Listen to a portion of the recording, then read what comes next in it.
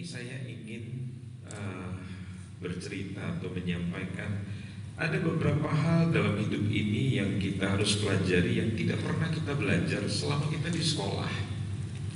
Ya, selama kita dari kecil hingga dewasa biasanya hal-hal ini sangat jarang untuk dibicarakan. Saya akan tunjukkan slide-nya, mungkin bisa diperlihatkan slide-nya. Mudah-mudahan bisa selesai semuanya, kalau tidak bisa selesainya. Jadi saya katakan tidak 7 hal, tapi beberapa hal yang harus kita pelajari dalam hidup, begitu. Mari kita lihat yang pertama. Di sini dikatakan nggak usah pengen menang dari semua orang, tahu kapan harus berhenti, itu sama pentingnya tahu kapan harus ngegas. Ya, kadang-kadang kan kita nggak pernah tahu kapan kita juga harus ngotot mempertahankan sesuatu, tapi kita juga harus ngalah dalam hidup. Itu adalah sesuatu hal yang lumrah. Mari kita baca sebuah ayat tentang pernyataan daripada Rasul Paulus. Dalam 2 Korintus 11 ayat yang ke-7, dia berkata begini, apakah aku berbuat salah, katanya, jika aku merendahkan diri untuk meninggikan kamu, karena aku memberitakan Injil Allah kepada kamu dengan cuma-cuma. Kadang-kadang dalam hidup Rasul Paulus dia dihina begitu. Dan saudara bisa lihat kadang-kadang dia menjawab itu hinaan orang itu dengan dia bukan ingin membenarkan diri, dia cerita gitu tentang apa yang terjadi. Tatkala dia direndahkan, dia bilang, saya juga seorang Yahudi begitu. Tapi saudara juga mesti tahu dalam hidup kadang-kadang kita juga harus mengalah. Ya, setuju? Ya. Tidak selamanya kita itu harus harus selalu menang. Coba Anda bayangkan, saudara-saudara, Yesus saja, dia Allah dalam predikatnya, dia anak Allah. Anak Allah itu artinya dia menjelma menjadi manusia. Dalam iman kepercayaan saya yang lama, sulit sekali bisa mengerti itu. Kok Allah menjadi manusia? Saya seringkali mengatakan, jangankan menjadi manusia, Allah mau jadi pohon mangga pun bisa. Dia di tengah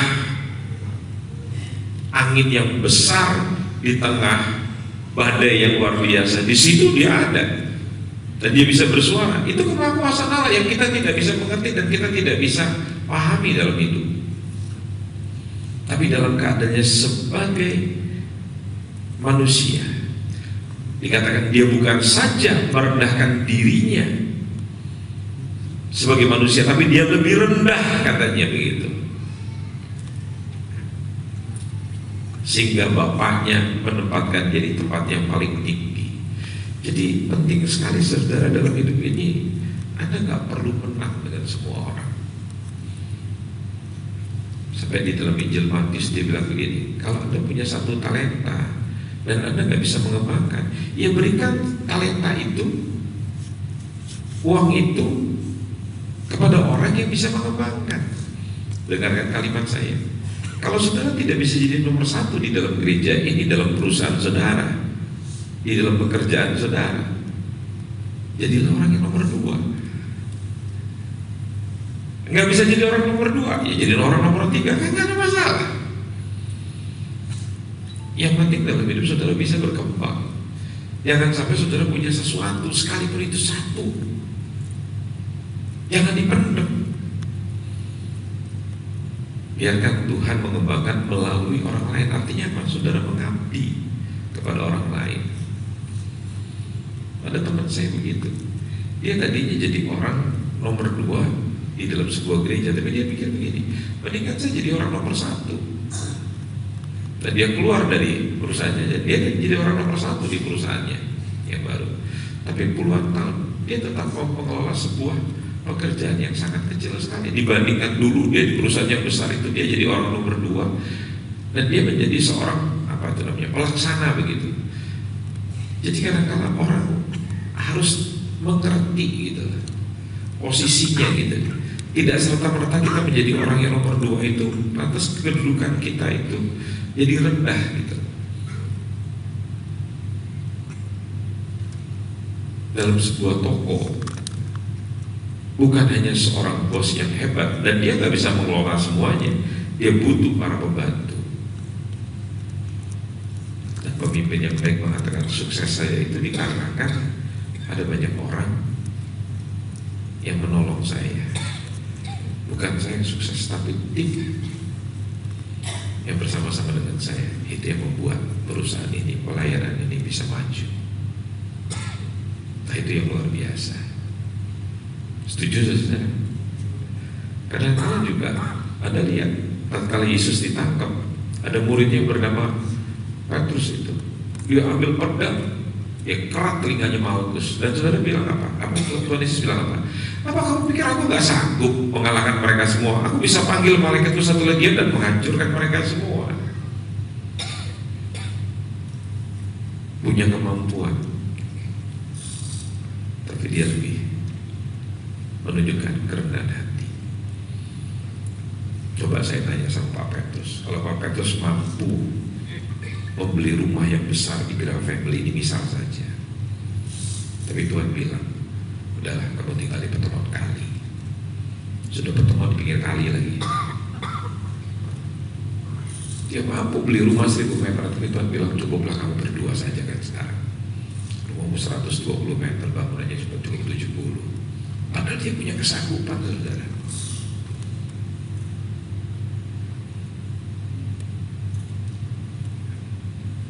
Itu kan persoalan manusia. Kalau dia bisa beli tas Gucci, kenapa dia beli tas gentong? Betul kan? Ya. Kalau dia mampu beli jam tangan Grand Seiko 300 juta, kenapa dia mesti beli jam yang sangat rendah, Alba mereknya? Itu kan pertentangan di dalam dirinya. Itu manusia. Jadi manusia-manusia yang hebat itu bisa seperti pemiliknya Facebook gitu loh. Setiap hari pakai kaosnya sama, Pak, abu-abu. Dan mereknya itu apa? Mungkin dia bisa jadi merek menengah, tapi kalau di Jakarta, kalau di Amerika itu seperti baju yang dijual di Ramayana Department Store, atau lebih rendah dari Ramayana, itu namanya Robinson Department Store. Dan dia nggak pusing tuh. Pagi siang bajunya sama, tiap hari bajunya sama, selama 365 hari itu bajunya sama, kaos warna abu-abu, merek semua brand Amerika. Dan itu merupakan brand, boleh kata brand yang murah di mana, di Amerika sana, yang sekarang ada outletnya di Surabaya juga.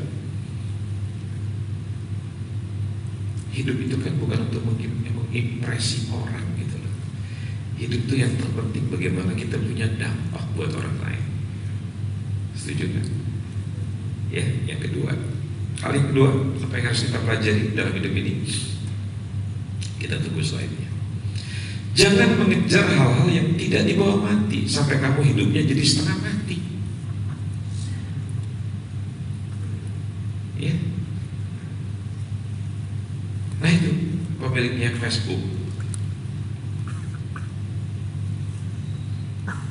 Dalam Injil Matius 6 ayat 25, di situ saudara akan belajar bahwa yang namanya perform itu, penampilan itu, performa itu adalah urutan prioritas ke-6.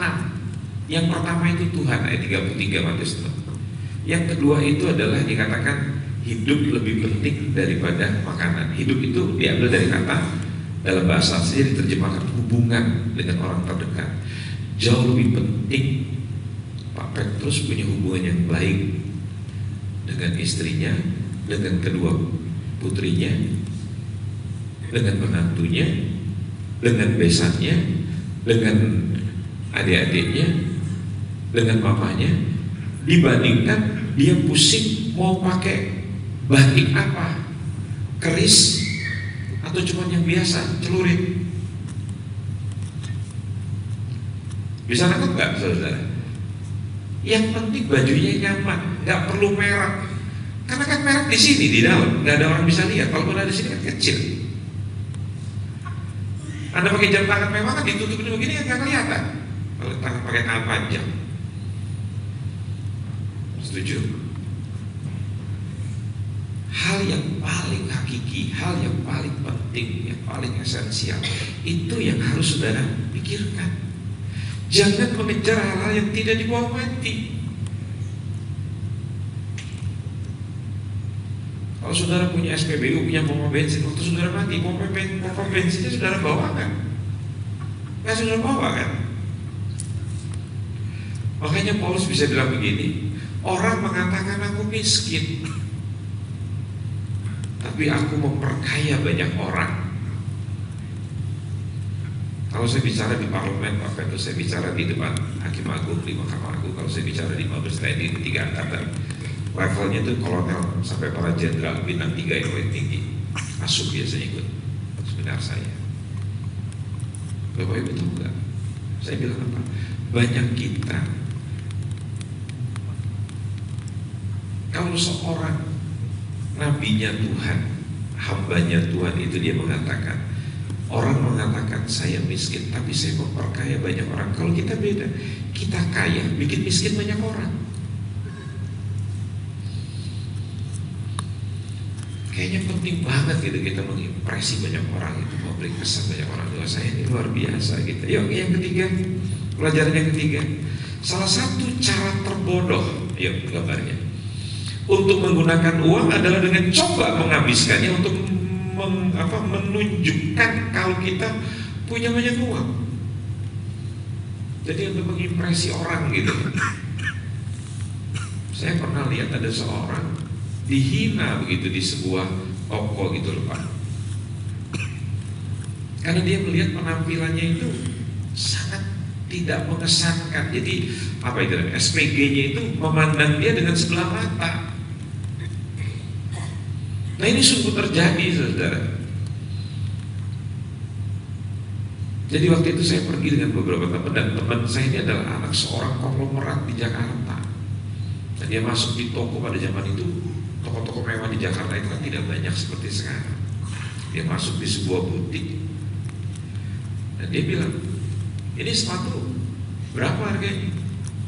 SPG-nya itu tidak menjawab, tapi dengan wajah yang sinis dan mengatakan begini, maaf ya saya nggak punya waktu. Kalau cuma lihat-lihat aja. Teman saya baru tanya itu. Lantas teman saya bilang gini, oke, saya beli satu ini, tolong nih, saya belum mencoba sebentar, nomornya mas apa? SPG-nya bilang gini, maaf ya sekali lagi ya, saya tidak punya waktu dan sepatu ini tidak perlu dicoba. Saudara tahu teman saya, pada zaman itu tidak semua orang punya kartu kredit, nggak seperti sekarang. Siapapun bisa punya kartu kredit. Zaman itu tidak semua orang punya kartu kredit.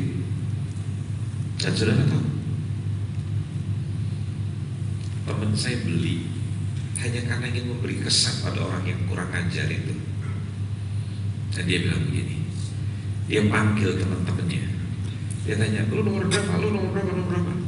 Kami waktu itu pergi berenam, dan sudah tahu 6-6-nya dibeli semuanya. Yang 42, 2, 41, 1, saya 44 mbak, ini kartu kredit saya. Gesek. Bengong saudara. Kenapa? Karena kita ini terlalu memandang orang berdasarkan penampilan.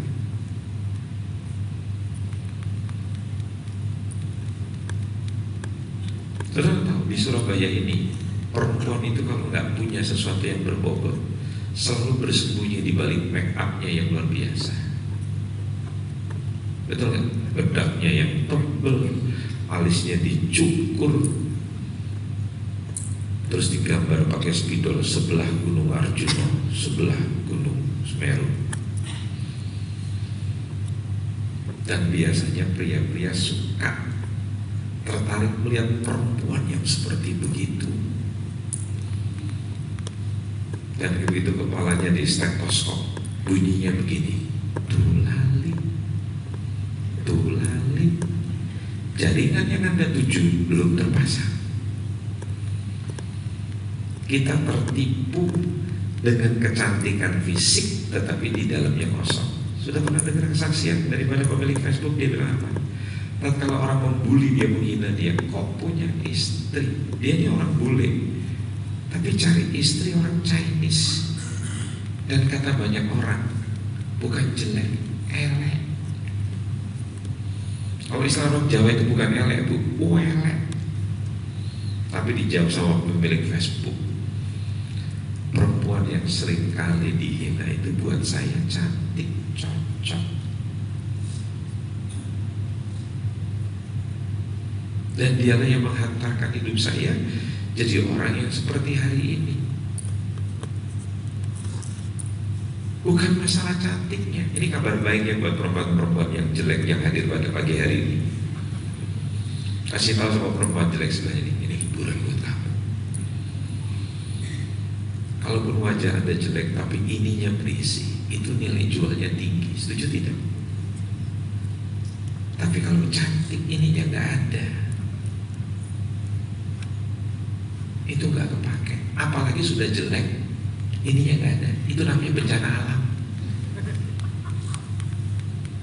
Amin. Orang jelek, pikirkan itu, ya.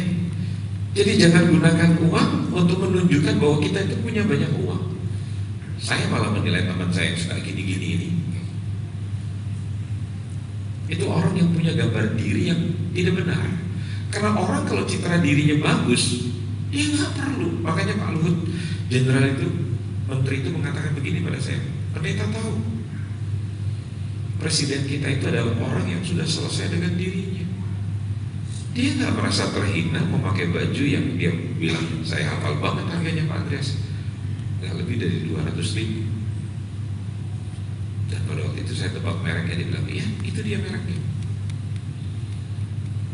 Tapi dia nggak merasa rendah diri itu karena pakai pakaian di bawah 200.000. Dan dia bilang sepatu-sepatu sneakernya, kecuali diberikan oleh protokol istana, itu sepatu-sepatunya made in lokal, Pak. Orang yang sudah selesai dengan dirinya nggak perlu sibuk menggunakan uang untuk menunjukkan saya siapa. Setuju? Ya, belajar menjadi orang yang sederhana. Karena orang sederhana itu, waduh, dia harus punya apa itu ya? Kasih karunia, dia harus punya kemampuan untuk orang hidup itu di tengah kelimpahan, tapi dia tetap sederhana, tetap humble. Wah, itu luar biasa. Saya baru bertemu dengan kepala wilayah BCA di Jawa Tengah kemarin. Ya, dia cerita tentang pewaris daripada kerajaan Jarum Group yang memiliki BCA. Anda cari nanti Google, namanya Pak Arman, masih muda. Bapak Ibu tahu, dia mau pakai baju itu seperti Pak Petrus gini, batinan tangan pendek begitu, sederhana saja. Siapa orang yang pernah berpikir bahwa dia adalah pewaris daripada kerajaan konglomerat yang luar biasa itu? Tapi orang yang sangat humble. Dia tidak suka di belakang meja, dia sukanya di lapangan. Tapi bawahannya bilang begini, pemimpin gak pernah di kantor, selalu keluyuran. Terus saya bilang sama teman saya, nanti kalau di belakang meja, pemimpin gak pernah turun.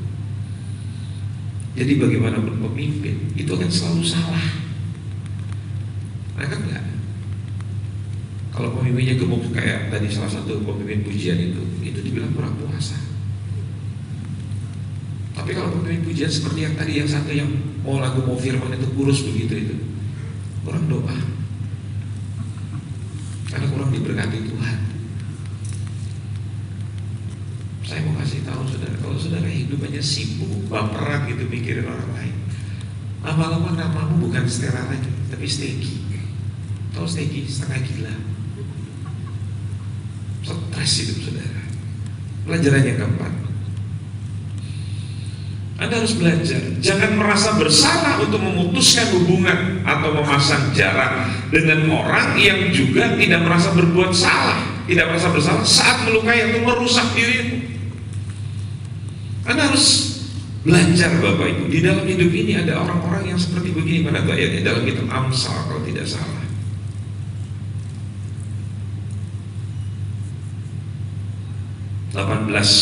ayat 24. Ada teman yang mendatangkan kecelakaan, tetapi ada juga sahabat yang lebih karib daripada seorang saudara. Di dalam pertemanan, dengarkan kalimat saya, tidak semua orang yang kita kenal adalah bisa menjadi teman kita. Dan tidak semua teman bisa menjadi sahabat. Siapa sahabat? Sahabat adalah orang yang bisa menanggung kita.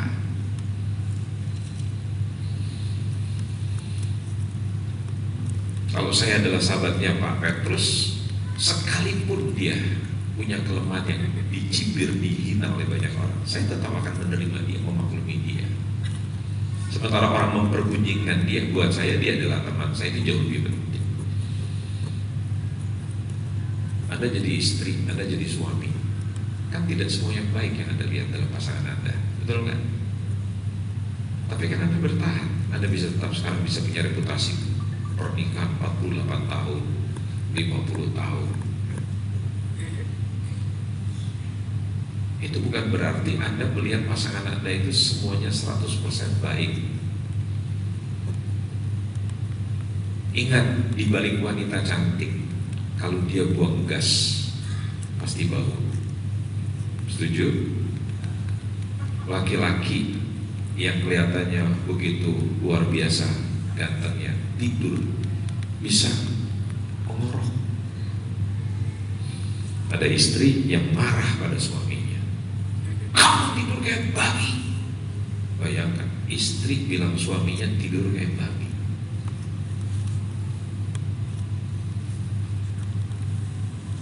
Saya nyesel Pak, punya suami kayak begitu. Sebetulnya saya tidak menyalahkan sang suami, tapi saya menyalahkan istri. Sudah tahu laki-laki itu tidurnya kayak babi, kok dinikahin dulu? Kok mau menikah sama babi? Daripada saudara menghina suami saudara, padahal bahan bakar manusia laki-laki itu adalah kehormatan, jangan dihina.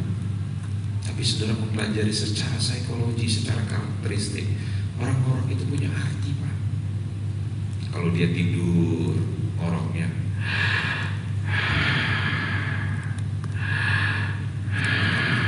itu adalah tipe pria romantis. Ya, coba nanti ibu malam waktu suami tidur direkam sambil diamati gitu, suami tipe kayak apa. Kalau ada suami tidurnya itu tipe pria yang bersemangat, dinamis. Tapi kalau ada pria tidurnya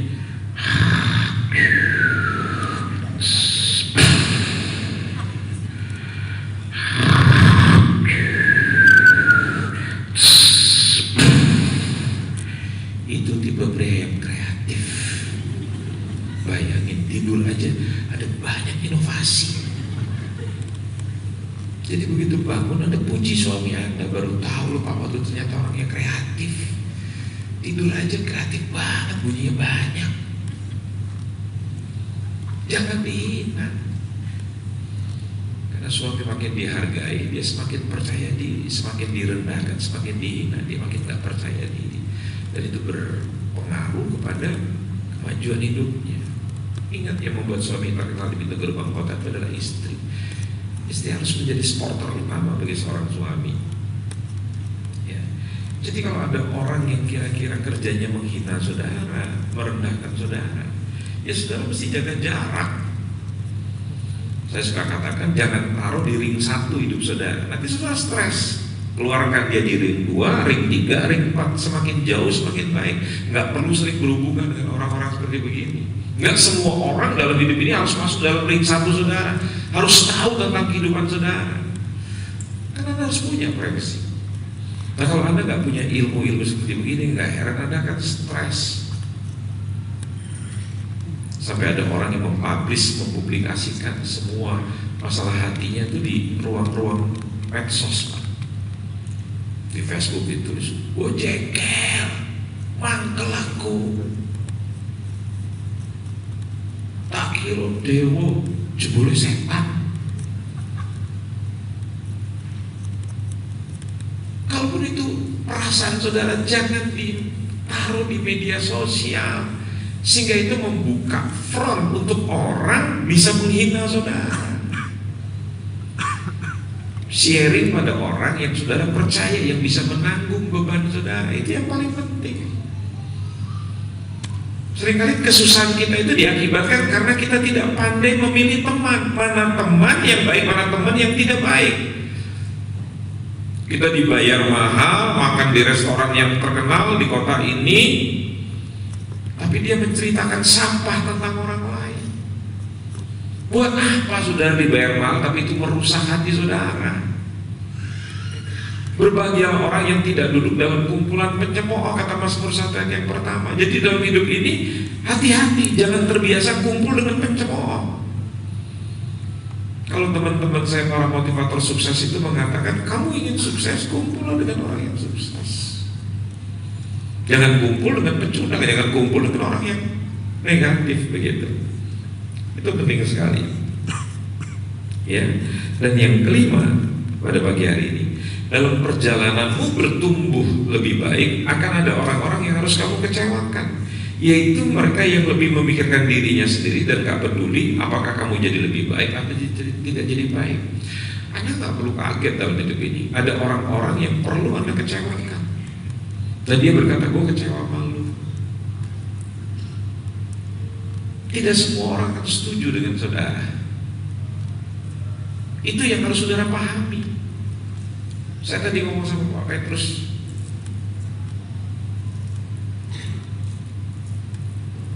mau baiknya saudara kayak apa juga, tetap pada orang yang ditempatkan Tuhan. Perhatikan kalimat saya, ditempatkan Tuhan untuk menjadi oposisi yang tidak setuju dengan saudara. Tujuannya apa? Untuk menolong saudara mempunyai karakter yang benar. Besi menajamkan besi, kata kita Mazmur. Manusia menajamkan sesamanya. Saudara pikir orang itu sudah nggak ada sekarang dipanggil Tuhan? Percayalah, akan ada, selalu ada orang-orang baru. Yesus punya Yudas Iskariot, Daud punya Ahitofel, Daud punya Absalom, Paulus punya Himenius dan Alexander. Jadi orang-orang itu sengaja. Tanpa orang-orang ini Yesus juga tidak akan pernah naik di atas kayu salib. Dan ternyata kematian itu menyelamatkan banyak orang. Saudara mesti berpikir dampaknya. Kalau ada orang-orang yang memang sengaja diluaskan, Tuhan ada hadir dalam hidup saudara, itu tujuannya membentuk hidup saudara. Jangan ditongking, jangan diusir, diawetkan kalau perlu, dilestarikan. Percayalah, hidupku semakin berubah. Saya ingat dengan seorang teman saya, Pak Petrus. Suaminya itu selalu direndahkan oleh seorang anak konglomerat. Terus saat istrinya itu datang, istrinya itu orang tentara seperti saya ini, tidak tangin itu anak orang yang merasa diri punya uang banyak. Dia bilang begini, lu kalau ngejelekin suami gua pendeta, dia nggak mungkin marah dan dia nggak mungkin bereaksi, dia nggak mungkin tegas. Tapi gua bukan pendeta, gua cuma istri pendeta, dan lu mesti tahu gua anak tentara dan gua biasa bergaul dengan teman-teman gua yang suka berkelahi. Jangan macam-macam lu.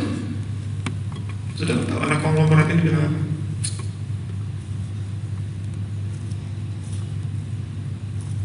Wah, nggak terima baik ini istri teman saya. Dia telepon kepala preman di Jakarta yang kebetulan teman baiknya dia. Dia bilang, Pak, suami saya dihina orang, dan saya tegur dia baik-baik, dia nggak terima. Saudara tahu, kepala preman ini teman baik saya juga, yang sekarang sudah jadi anggota DPR, Pak. Dikejar itu orang, sudah dihajar itu anak konglomerat. Apakah kira buat saya itu bukan kemenangan? Kita tahu kapan kita ngegas, kita tahu kapan kita mesti mengalah. Kalau saudara tidak mengalah, hati-hati, karena saudara merasa punya uang, punya jabatan, justru akan menghancurkan hidup saudara. Setuju? Jadi Saya berkata di sini dalam perjalanan bertumbuh untuk menjadi manusia yang lebih baik akan ada orang-orang yang harus kamu kecewakan. Ya kalau saya bilang sama istri teman saya ini, kalau kamu lihat orang kayak begitu, ya kamu cut off lah, potong. Orang itu nggak perlu lagi kamu kenal. Begitu. Sekalipun dia seorang anak Tuhan, jauhi orang seperti begitu. Dan kita tidak perlu kaget, dan kita tidak perlu marah kalau orang itu mengatakan saya kecewa dengan kamu. Ya memang dalam hidup ada orang-orang yang mesti kita kecewakan, tapi tujuannya demi kebaikan diri kita. Jadi hati-hati dengan orang-orang yang sebetulnya tidak peduli pada kita. Jangan berikan waktu kepada orang-orang seperti begini. Bahkan sekarang itu handphone kita punya kemampuan ya Pak untuk memblok. Kalau orang-orang itu selalu menghabiskan energi, saudara menyedot energi saudara, ya blok aja. Jadi dia tidak bisa ganggu. Ya, saudara tahu, kalau Anda menaruh nama Anda di dalam handphone Anda, akan ada banyak orang yang bisa menelpon kita dengan menyebut nama kita. Maka saya biasanya dulu suka mengganti nama saya. Misalnya dari Andreas, saya ganti Mamat misalnya begitu. Begitu dia telepon, halo Pak Mamat, oh saya tahu ini bukan teman saya. Karena kalau dia teman saya, pasti dia tahu nama saya. Halo Pak Mamat, ya kenapa? Saya mau menawarkan. Sudah tahu dalam satu hari itu berapa banyak orang menawarkan. Nah kalau kita nggak bisa membatasi, kita akan menghabiskan energi hanya untuk melawan orang-orang yang seperti itu. Yang keenam, kamu boleh saja ngarep, asal kamu siap realita. Kalau kamu harapkan, yang kamu harapkan itu tidak semuanya akan terjadi. Mana sih ayatnya? Dalam kitab Amsal 19:21. Ini kebenaran yang khusus saudara mengerti. Banyaklah rancangan di hati manusia, dalam benak sanubari saudara. Saudara mempunyai banyak impian, saudara punya banyak perencanaan, keinginan, tetapi keputusan Tuhanlah yang terlaksana. Banyak orang berdoa kalau sakit, Tuhan lalukan penyakit ini. Tapi kalimat firman Tuhan itu kan gak selesai sampai di situ. Lalukan cawan ini daripadaku. Kalimat selanjutnya apa? Tapi bukan rencanaku yang jadi, kehendakku yang jadi, tapi kehendakmu Bapa. Saya berdoa Pak Petrus, dan bukan ratusan orang berdoa buat istri saya. Ribuan pendoa syafaat di seluruh Indonesia dan teman-teman saya di berbagai negara berdoa buat istri saya. Tapi doa kami tidak dijawab oleh Tuhan. Istri saya harus berpulang 1,5 tahun yang lalu. Ini yang saya kasih masukan buat saudara. Kalimatnya ditayangkan lagi. Kamu boleh saja ngarep, asal kamu siap realita kalau yang kamu harapkan tidak terjadi. Karena kita manusia biasa dan hidup itu di dalam kehendak Tuhan. Sekarang saya tanya sama Pak Petrus. Pak Petrus waktu anak-anak masih kecil, umurnya 10 tahun dan 12 tahun misalnya begitu. Mereka masih kecil, masih sekolah di SD. Pak Petrus punya penghasilan yang besar. Tapi anak yang 10 tahun itu bilang sama papanya, Papa, aku minta uang jajan mulai hari ini 10 juta per bulan. Kira-kira Pak Petrus kasih apa enggak?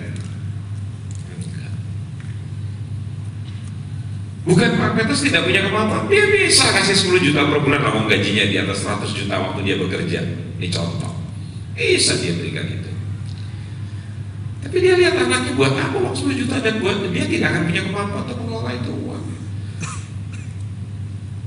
Kalau saudara boleh ngarep, boleh berdoa, tapi Tuhan kan lebih tahu tentang hidup saudara, betul nggak? Layak nggak diberikan? Dan saudara lihat banyak orang muda, pengusaha-pengusaha muda, begitu menerima uang, dia nggak punya kekuatan. Akhirnya apa? Punya banyak perempuan, dia berzina, dia main judi, ya. Dan yang terakhir pada pagi hari ini, yuk kita lihat yang ketujuh. Jangan punya mental untuk menghakimi orang. Semua orang bisa, tapi untuk jadi empatik. Jadi punya mental menjudge orang itu, menghina orang, menghakimi orang, itu semua orang gak perlu belajar. Itu mental kita. Tetapi untuk jadi empatik hanya sedikit yang bisa. Karena untuk empatik seseorang harus memakai pikirannya.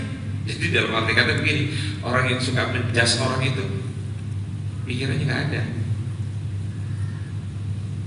Orang yang nggak menggunakan ini, saudara tahu, Tuhan berikan akal budi itu supaya kita belajar.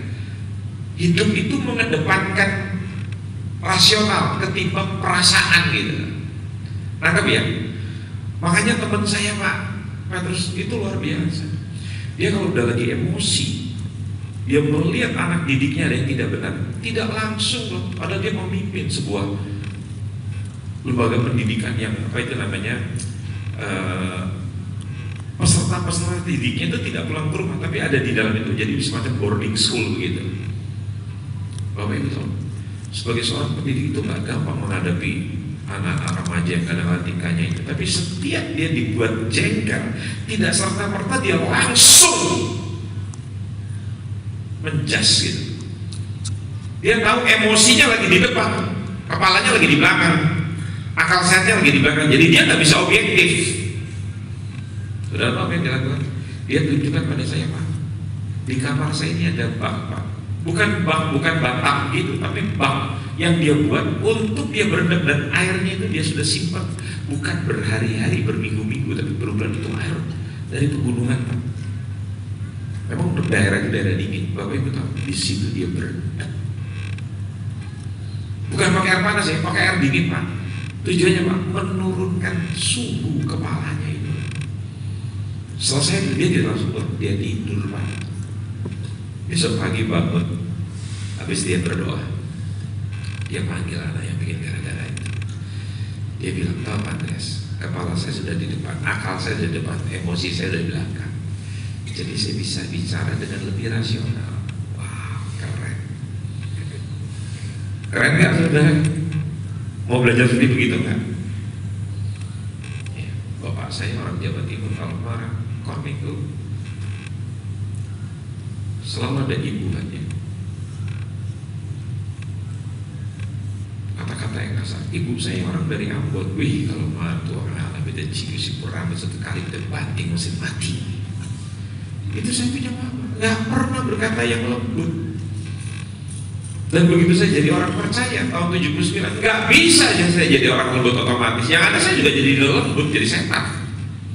Kenapa? Karena kata-kata yang didapat dari kedua orang tua itu selalu begitu, itu tersimpan dalam memori saya. Jadi saya kalau lihat orang nggak bisa saya berempati. Yang ada saya ngejas. Tapi dalam firman Tuhan Bapak Ibu bisa belajar itu.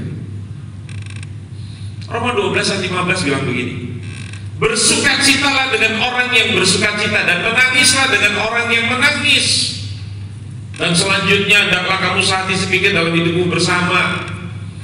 Kemudian dalam 17, jangan membalas kejahatan dengan kejahatan. Wah, kita sulit sekali melihat musuh kita jatuh, kita itu gembira. Padahal Amsal itu mendidik kita dalam budi pekerti yang luar biasa. Kalau kamu lihat musuhmu jatuh, jangan kamu bertertawa, tapi kamu harus berempati. Kita lihat orang susah, kita senang. Lihat orang senang, kita susah. Lihat orang berhasil, gitu aja sombong. Baru punya mobil aja udah gaya. Lihat orang kalau iri, dengki sama bibir bawah pasti lebih panjang dari bibir atas. Begitu lihat orang jatuh, tahu rasa. Saya percaya Pak Petrus, orang ini nanti kalau meninggal dipanggil bibirnya nggak bisa simetris. Ya, jangan suka menghina orang. Setuju? Ini pelajaran yang mulia yang hebat. Lihat orang jatuh, saudara susah. Lihat orang berhasil, saudara senang. Wah, puji Tuhan. Si setan itu dimuliakan Tuhan. Maksudnya bukan setan, musuh saudara. Belajar seperti begitu. Ingat ya, hidup itu, hidupmu bergerak itu berdasarkan perkataan. Kalau bahasa saya dulu itu namanya syahadat. Apa itu syahadat? Pengakuan. Ternyata ayat dalam firman Tuhan begitu. Hati percaya kamu dibenarkan, tapi mulut mengakui kamu diselamatkan. Pernikahan itu kan kuncinya, yang mengikat itu kan cuma pengakuan, saya mengambil engkau. Lena menjadi istriku satu-satunya. Istri bilang, aku menerima engkau Matius menjadi suamiku. Hanya dengan pengakuan dua orang itu diikat dalam pernikahan. Nah, dalam hidup juga begitu, saudara mesti belajar nih, harus punya pengakuan-pengakuan yang sesuai dengan kebenaran. Baru lihat kebenaran itu akan beraksi dalam